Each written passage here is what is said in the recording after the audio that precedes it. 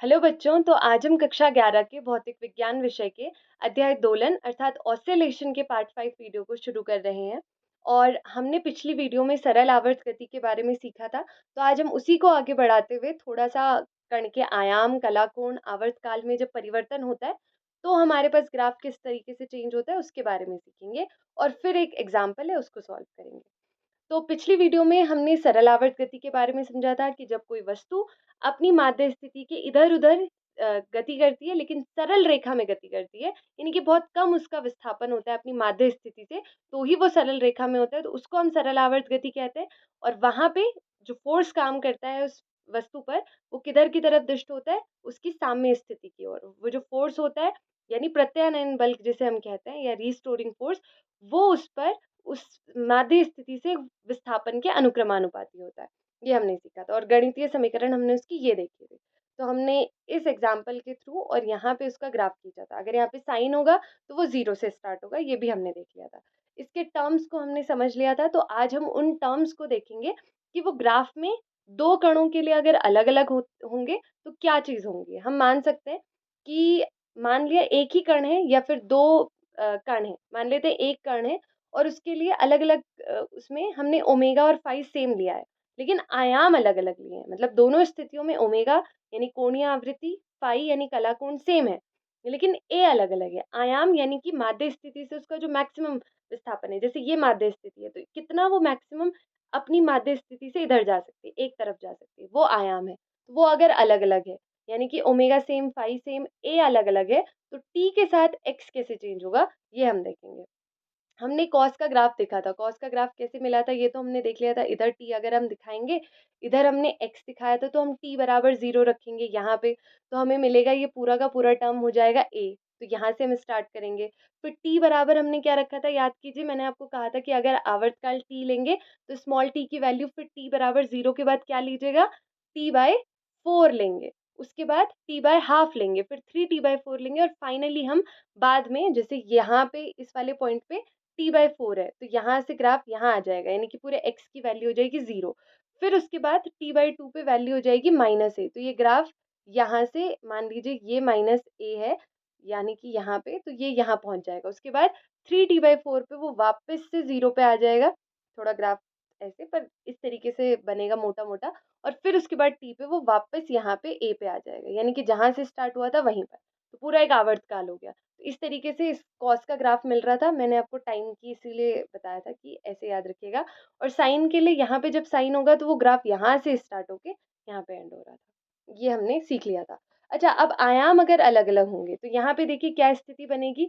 देखिए अगर हम ये दो कणों की स्थितियां देखें, जब वो एक ए जो ब्लू लाइन दिखा रही है जो बी, तो वहां पे अगर आप देखिए साम्य स्थिति से जो मैक्सिमम विस्थापन है दोनों ए से ही स्टार्ट होंगे, पर इसका बी का जो ए है यानी कि बी का जो अधिकतम विस्थापन है वो ज्यादा है ए की तुलना में, जो ब्लैक वाले का है। तो इसीलिए हम यहाँ पे कह रहे हैं कि ओमेगा फाइव सेम है, लेकिन मतलब पूरा जो ग्राफ है, ग्राफ एक के ऊपर एक चल रहा है। यानी कि अगर आप दोनों को देखें, बी को देखें, ए को देखें, तो यहाँ पे सेम टाइम पे आ रहे हैं, फिर यहाँ पे सेम टाइम पे, फिर यहाँ पे भी सेम, लेकिन उनका मतलब आवर्तकाल जो है वो सेम है। आवर्तकाल यानी कि जहाँ पे वो रिपीट फिर से कर रहे हैं, तो यहाँ के बाद यहाँ पे वो दोबारा आ रहे हैं, तो ये आवर्तकाल हो गया। ये टी है जो एक्स अक्ष पर आपको दिख रहा होगा, यहाँ से यहाँ तक वाला एक्स अक्ष पर। तो यहाँ पे दोनों सेम सेम चल रहे थे, ओमेगा सेम है, फाई सेम है इसका मतलब, लेकिन ए अलग अलग है। तो उसका ग्राफ हम इस तरीके से देखते हैं। इसके बाद मान लेते हैं कि कला कोण अगर डिफरेंट हो, यानी कि दो सरल आवर्त गतियां, एक ही कण की ए सेम है, अधिकतम विस्थापन साम्य स्थिति से, ओमेगा भी सेम है, कोणीय आवृत्ति, लेकिन कला कोण डिफरेंट है, फाई डिफरेंट है। तो फाई डिफरेंट होने का मतलब क्या होता है, अब आप प्रैक्टिकली उसे समझिए। हमने डेफिनेशन समझ ली थी कि कण की स्थिति है और जो गति की दिशा है उसको व्यक्त करता है ये कला कोण।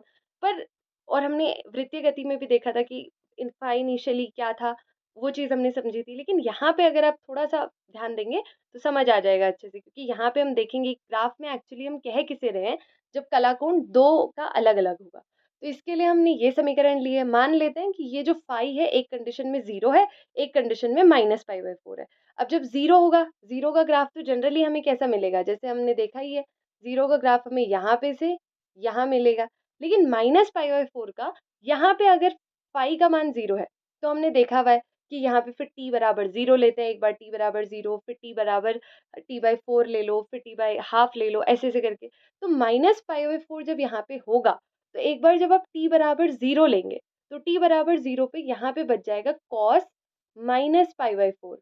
सबसे पहले वाली कंडीशन में इसके लिए, ये वाला ग्राफ तो इसका है। तो -π/4 cos -π/4 cos π/4 ही रहेगा, क्योंकि वो तो प्लस हो जाता है cos वाला फंक्शन। अब वो π/4 cos π/4 का मान कितना आता है, 1/√2, और 1/√2 ऐसे आएगा यहाँ पे, इस पूरे का मान हो जाएगा 1/√2, तो a/√2, यानी कि a का 1/√2, और 1/√2 की वैल्यू लगभग 0.7 a आएगी। यानी कि जितना a था उसका 0.7, यानी कि अगर मैं यहाँ पे दिखाऊं तो a अगर इतना था, तो लेट इज सपोज वो यहाँ से स्टार्ट हो रहा होगा, इसके लिए ग्राफ यहाँ से स्टार्ट होगा और फिर वो 0 आएगा, फिर वो इतना जाएगा, मतलब यहीं पर ये 0.7 a यहाँ पे जाएगा, और फिर वो यहाँ पे आएगा, फिर यहाँ पे। तो मतलब अगर इसका ग्राफ, इस फाई बराबर 0 का ग्राफ यहाँ से स्टार्ट हो रहा है, तो इसका यहाँ से स्टार्ट होगा। ठीक है, इसीलिए आगे जो ये ग्राफ है, इसके लिए मैं बता रही थी कि ये क्यों आया है ऐसा। तो यहाँ पे अगर आप देखें, तो ये फाई बराबर 0 वाला ब्लू वाला ग्राफ है, तो ब्लू वाली लाइन देखिए यहाँ से स्टार्ट हो रही है, और अगर उसी का, अगर मैं -π/4 वाला लूँ, वो थोड़ा नीचे से स्टार्ट हो रहा। क्यों? क्योंकि जो t बराबर 0 वाला टर्म था, ये ग्राफ ड्रॉ हो कैसे रहा है, ये समझ आ रहा है ना, कि t का मान, देखिए फाई का मान हम लिख रहे हैं, और t, क्योंकि x अक्ष पर t है, तो हम t को बदलते जा रहे हैं, फिर हमें x मिल रहा है। तो t जब हमने 0 रखा, क्योंकि यहाँ पे सबसे पहले t 0 है, तो t 0 रखने पर ये पूरा टर्म 0 ओमेगा t, और फाई का मान -π/4 रखने पर, जो मैंने पीछे समझाया, cos -π/4 √2 हो जाएगा, 1/√2, और a/√2 वो लगभग 0.7 है, तो यानी a से कम नीचे आ जाएगा। जैसे अगर आप यहाँ से ऐसे लिखें कि 0.1, 0.2, 0.3, तो फिर लास्ट में a आ जाएगा, तो ये 0.7 थोड़ा उससे नीचे ही होगा, तो वो यहाँ से स्टार्ट इसलिए किया गया है। तो इसका मतलब ये वाला ग्राफ, यानी कि ये वाला ग्राफ पहले चल चुका था और ये बाद में चला, ये वाला। यानी कि अगर हम यहाँ से ऐसे स्थिति दिखाएं, तो ये वाला यहाँ था, और फिर -π/4 उससे थोड़ा पीछे था, ऐसे था।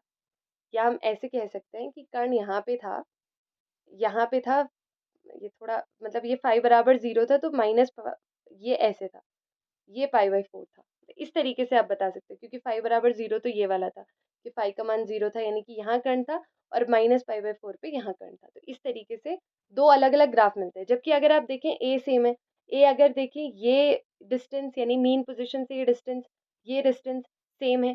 ठीक है, इस तरीके से, और ओमेगा भी सेम है। ओमेगा को आप ऐसे देख सकते हैं कि अगर उसका आवर्तकाल, जैसे उसका आवर्तकाल सेम है कि नहीं, तो वो भी सेम होगा हमारे पास।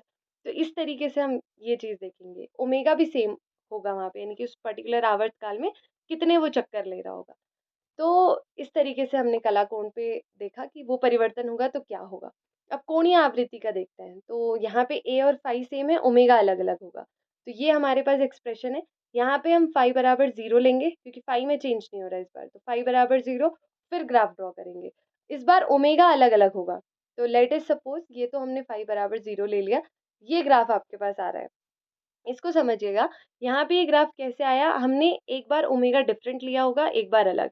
तो t बराबर 0 पे, जैसे यहाँ पे a से स्टार्ट हो रहा होगा, उसके बाद यहाँ आगे जब t/4 पे गया होगा, तो ये वाला ग्राफ, जो ये ब्लू वाला ग्राफ है, ये वाला ग्राफ, ये अगर आप देखें, तो इसका जो आवृत्ति है वो कितनी ज्यादा है, यानी कि इसका पूरा एक चक्कर कब हो रहा है, ये ब्लू वाले का, यहाँ से यहाँ तक, और उसी जगह, यानी यहाँ से यहाँ तक पे इसका एक चक्कर होगा, क्योंकि एक पीक पॉइंट, ये पीक पॉइंट। ठीक है, यानी कि इतना लंबा इसका आवर्तकाल है, यहाँ से यहाँ तक। और अगर आप ब्लैक वाले का देखें, तो ब्लैक वाले का इतने कहाँ पे हो जा रहा पूरा एक चक्कर, यहाँ पे, यहीं से वो स्टार्ट कर रहा है, और यहाँ से। इसका मतलब इसका आवर्तकाल ब्लू वाले का ज्यादा है, और उसका आवर्तकाल कम है। और कितना कम है, उसके आवर्तकाल में, मतलब अगर आप देखें, वो इसका पूरा आवर्तकाल ज्यादा है, 2 गुना ज्यादा है, किससे, जो ब्लैक वाला है।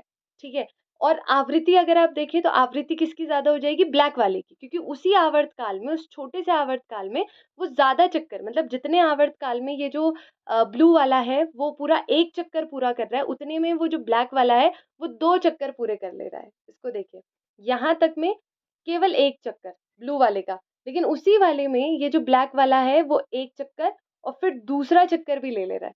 इसी वजह से जो आवृत्ति है वो ब्लैक वाले की दुगुनी है, किससे, मतलब ब्लू वाले से, यानी कि आवृत्ति उसकी ज्यादा है, किसकी, इस ब्लैक वाले की। यानी कि हम ये बोल सकते हैं जो ब्लैक वाले की आवृत्ति है यानी कि ओमेगा, वो ब्लू वाले की आवृत्ति मान लिया ओमेगा डैश उसकी दुगुनी है।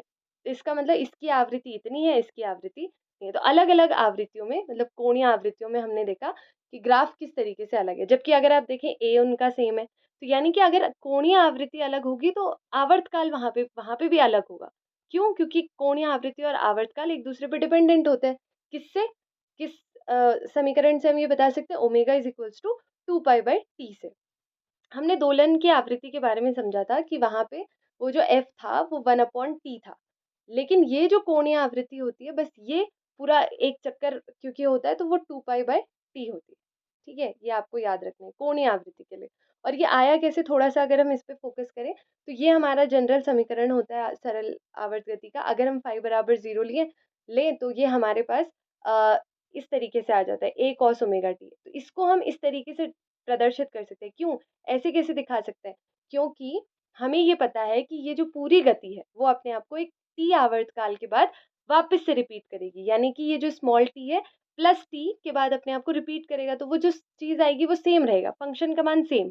ये हमने पहली दूसरी वीडियो में समझा था ये चीज कि ये क्यों रहता है, क्योंकि वो अपने आप को पुनरावृत्ति करती रहती है। तो यहाँ से इस तरीके से हम ये चीज लिख सकते हैं कि यानी कि ओमेगा टी, अगर यहाँ पे हम देखें ये जो ओमेगा टी प्लस टी है ये कैसे हमारा, क्योंकि ओमेगा टी होगा और वो 2 पाई के बाद अपने आप को रिपीट कर रहा होगा।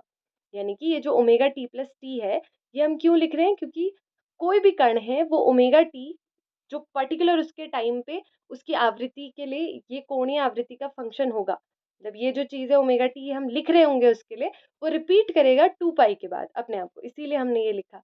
और अगर हम इससे इसको देखें कि अगर हमने इसके मान को, इसके 2 पाई को इसकी जगह लिखा है तो ये क्यों लिखा होगा, क्योंकि हमारे पास जो एक्सप्रेशन रहा होगा ओमेगा इज इक्वल्स टू 2 पाई/टी रहा होगा। यानी कि इस टी की जगह हमने ऐसे लिखा कि ओमेगा टी और प्लस ओमेगा कैपिटल टी मान लिया। इसकी जगह अगर हम 2 पाई कह रहे हैं तो वो इसकी जगह 2 पाई क्यों कह पा रहे होंगे, क्योंकि हमारा ऐसा कह पा रहे हैं ना हम ओमेगा टी, ये वाला मैं बता रही हूँ कि omega T is equals to इसकी जगह हम 2 पाई कह पा रहे हैं। तो हम ये कैसे कह पा रहे होंगे, क्योंकि ओमेगा का मान 2 पाई/टी हो रहा होगा। तो यहाँ से हमारे पास ये चीज आती है। ठीक है, यहाँ से हमारे पास ये आया। और इसका मात्रक होता है रेडियन पर सेकेंड, क्योंकि कोणीय आवृत्ति हमारी कोणीय स्पीड की तरह होती है, तो रेडियन पर सेकेंड से हम इसको दिखाते हैं। ठीक है, और जैसे हमने जो नॉर्मल आवृत्ति थी दोलन की उसको पर सेकेंड से दिखाया था, यहाँ पे क्योंकि कोण भी आता है, कोण भी अपना कंट्रीब्यूशन देता है, तो रेडियन पर सेकेंड। ये आपको याद होगा, ये ओमेगा टी कैसे आया था, ओमेगा इज इक्वल्स टू थीटा/टी, तो इसीलिए रेडियन पर सेकेंड इसे कहते हैं। ठीक है, अब उदाहरण 13.3 को समझते हैं। निम्नलिखित फलनों में से कौन सरल आवर्त गति को दिखा रहा है, और अगर वो आवर्ती गति को दिखा रहा है परंतु सरल आवर्त गति को नहीं, तो वो कौन सा है और उसका आवर्तकाल हमें बताना है। तो sign omega T minus cos omega T, ये हमारा सरल आवर्त गति को दिखा रहा है कि नहीं। सबसे पहले तो ये हमें A cos omega T plus phi या A sine omega T plus phi में कन्वर्ट करना है। देखते हैं कन्वर्ट हो रहा है कि नहीं। तो हमें पता है कि अगर कोई फंक्शन ऐसे लिखा है साइन कॉस के टर्म्स में, तो हम इसको इस तरीके से रिड्यूस कर सकते हैं। इसका हमने एक एग्जाम्पल देखा भी था पहले। इसको वैसे आप दूसरे तरीके से भी कर सकते हैं, पर क्योंकि हमने ऐसा एग्जाम्पल एक किया हुआ है तो मैं इसी तरीके से करवाऊंगी। तो हमने यहाँ पे देखा था d इज इक्वल्स टू हमारा √a² + b² और फाई हमारा ये आ रहा था, यहाँ पे जो ये फाई है। तो यहाँ के लिए हम निकालें तो हमारे पास हमें मिलेगा जो a है यानी साइन के आगे है, और b है जो कॉस के आगे है, इसके आगे 1 है इसका जो कोएफिशिएंट है, और इसके आगे -1 है। तो हमने d वहां से निकाला, हमारे पास वो √2 आ गया। यहीं से हमने फाई का मान निकाला, क्योंकि b/a, तो b -1 है, a हमारे पास 1 है, तो ये हमने लिखा। अब यहाँ पे क्या आ जाएगा, -π/4। ठीक है, इसी को आप 7π/4 भी लिख सकते थे प्लस में अगर लिखते, पर मैंने -π/4 लिखा है, लेट अस सपोज। और फिर इसको हमने लिख दिया इसके रूप में, तो d हमारा कितना है √2, ओमेगा टी वैसे ही फाई की जगह -π/4, ये हमने लिख दिया। तो इस तरीके से हमने देखा कि जो पूरी समीकरण है ये इसमें रिड्यूस हो गई ना। जैसे अभी हमने पढ़ा कि जो कोई भी सरल आवर्त गति हो cos ओमेगा टी प्लस π/4 के रूप में दिखाई जा सकती है, ऐसे a cos omega T plus phi. ठीक है, तो ये हमारे पास साइन के टर्म्स में, ये हमारा फाई हो गया, ये हमारा ए हो गया। तो इसका मतलब ये सरल आवर्त गति है। और यहाँ से अगर हम इसके लिए आवर्तकाल लिखें तो ओमेगा टी से हमने देखा हुआ है कि कैसे बताएंगे हम, तो ओमेगा टी से इसका आवर्तकाल हो जाएगा 2 पाई बाई टी। ठीक है, 2 पाई बाई ओमेगा टी, तो उसका आवर्तकाल है, मतलब T is equals to 2 pi by omega, क्योंकि omega is equals to 2 pi by T. यहाँ पे अगर 2 होता, मतलब 2 ओमेगा टी अंदर ही 2 के साथ, तो यहाँ पे फिर अपॉन में 2 होता, वो 2 से 2 कैंसिल होता। ये भी हमने खैर एक एग्जाम्पल में देखा था, इसलिए मुझे याद आया तो मैंने बता दिया। यहाँ से अगला क्वेश्चन देखते हैं। तो साइन स्क्वायर ओमेगा टी, सबसे पहले हम ये देखेंगे कि हमारे पास ट्रिग्नोमेट्रिक फंक्शन है, तो उसको हम कन्वर्ट कर सकते हैं इस रूप में कि नहीं कर सकते, क्योंकि यहाँ पे क्या स्क्वायर के रूप में है। तो आप जानते हैं स्क्वायर को हम कैसे कन्वर्ट करते हैं, जो किसी में स्क्वायर नहीं होता, कॉस टू ओमेगा टी से, मतलब कॉस टू एक्स से या फिर साइन टू एक्स से हम ऐसा कर सकते हैं। तो ये कॉस टू एक्स से होगा जो साइन स्क्वायर होता है, क्योंकि वो कॉस के उसमें आता है, तो कॉस टू एक्स, क्योंकि साइन टू एक्स तो 2 sin x cos x होता है, आपने ये ट्रिग्नोमेट्रिक में पढ़ा होगा। तो cos 2x is equals to 1 - 2 sin square omega T, क्योंकि इसमें साइन स्क्वायर आता है, क्योंकि दूसरा वाला जो cos स्क्वायर वाला है 2 cos स्क्वायर x - 1, उसमें तो cos स्क्वायर आता है, तो इसलिए हमने यहाँ पे साइन स्क्वायर एक्स है, ताकि हम इसको सब्सटीट्यूट करें यहाँ से। तो सब्सटीट्यूट करेंगे, इसको उधर भेजेंगे, यहाँ पे इस वाली चीज़ को टर्म को उधर भेजेंगे, ये प्लस हो जाएगा साइन स्क्वायर ओमेगा टी, और इज इक्वल्स टू में 1 माइनस इस टर्म को भेज देंगे लेफ्ट साइड में, तो राइट साइड में कॉस 2 ओमेगा टी, और फिर यहाँ पे जो ये 2 है इसके साथ ये वाला 2 को यहाँ भेज देंगे यहाँ, और दोनों के साथ जब वो लिखा जाएगा तो हाफ ऐसे लिखा जाएगा। तो अगर आप इसको देखें तो ये हमारा सरल आवर्त गति को तो निरूपित नहीं कर रहा है, क्योंकि सरल आवर्त गति तो ये होती है A cos omega T plus phi, या फिर साइन भी आप लिख सकते हैं यहाँ पे कॉस की जगह। तो ये ऐसा तो निरूपित नहीं कर रहा, पर कॉस है तो ये आवर्त गति को तो निरूपित कर रहा है।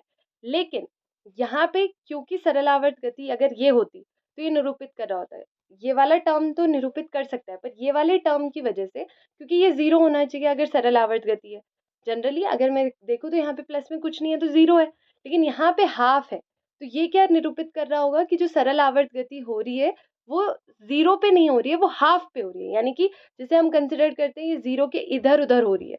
जब अगर यहाँ पे केवल a cos omega T plus phi होता, लेकिन यहाँ पे क्योंकि हाफ है, तो वो ये बता रहा है कि यहाँ पे ये हाफ होगा और इसके इधर उधर गति हो रही होगी, ये बता रहा है। तो इसका मतलब ये सरल आवर्त गति को तो नहीं बता रहा, लेकिन ये हाफ पर सरल आवर्त गति को बता रहा है। यहाँ पे देखिए, ये फलन सरल आवर्त गति को संतुलन अवस्था यानी x बराबर 0 पे तो नहीं बताएगा, पर ये x बराबर हाफ पे निरूपित जरूर कर रहा होगा, क्योंकि ये वाला हाफ है यहाँ पे, ये वाला तो चल जाता है, ये तो बताता है, पर यहाँ पे हाफ है, इसीलिए वो सरल आवर्त गति को हाफ पे निरूपित कर रहा है। ठीक है, और इसका आवर्त काल देखिए क्या हो जाएगा, पाई बाय ओमेगा। क्यों? क्योंकि cos 2 ओमेगा में 2 ओमेगा है, तो वैसे भी generally omega is equals to 2 pi by T होता है, तो टी इज इक्वल्स टू क्या हो जाएगा 2 पाई बाय ओमेगा, और यहाँ पे कितना है 2 ओमेगा, तो ये 2 से 2 कैंसिल, पाई अपॉन ओमेगा, जो मैं पिछली स्लाइड में बता रही थी, तो इसलिए ऐसा हुआ है। ठीक है, यहाँ पे ये चीज आप याद रखेंगे कि हाफ पे, वरना जब a cos omega T plus five तो वहाँ पे 0 होता है, तो इसका मतलब x बराबर 0 के इधर उधर गति हो रही थी, यहाँ पे हाफ है ये वाला, इसीलिए हाफ के इधर उधर गति हो रही होगी, तो ये हाफ पर बता रहा है सरल आवर्त गति को। ठीक है, तो इस तरीके से ये तो हमने पहले ही सीखा हुआ था ये वाली चीज़, तो आज हमने इनमें परिवर्तन देखा कि आयाम दो अलग अलग गतियों के लिए होगा, तो वहाँ पे हम कैसे उसको ग्राफ में दिखाएंगे। कला कोण अगर अलग अलग होगा दो गतियों के लिए, तो वहाँ पे हम कैसे दिखाएंगे, ये वाला इंपॉर्टेंट ग्राफ था। फिर ये हमने पाई 0 और -पाई/4 में देखा।